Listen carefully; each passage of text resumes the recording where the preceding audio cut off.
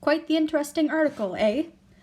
In Le Fanu's book, Laura is written as being attracted to Carmilla, and much like how those who were same-sex attracted but conflicted with themselves expresses disgust and confusion for her desire.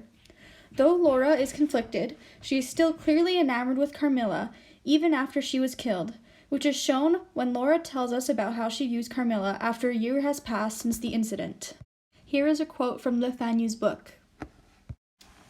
It was long before the terror of recent events subsided, and to this hour the image of Carmilla returns to memory with ambiguous alternations, sometimes the playful, languid, beautiful girl, sometimes the writhing fiend I saw in the ruined church, and often from a reverie I've started, fancying I heard the light step of Carmilla at the drawing-room door.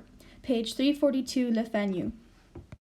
Although Laura is clearly attracted to Carmilla, she attempts to paint Carmilla as more masculine to her readers to free herself from the guilt of being a homosexual, as if this wasn't her choice but Carmilla's fault.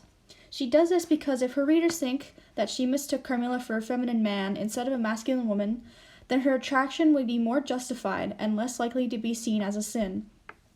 She shifts the blame onto Carmilla for not only her readers but for herself as well, to try and convince herself that she isn't what she thinks she is.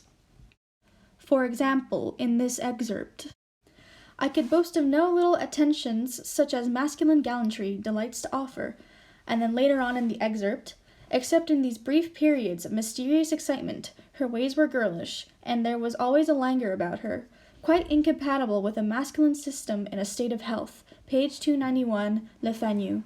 This ties into the thesis because while Laura is experiencing feelings of disgust, and she tries to push the blame onto Carmilla, she is still discovering something new about herself, who she is, and what she truly wants.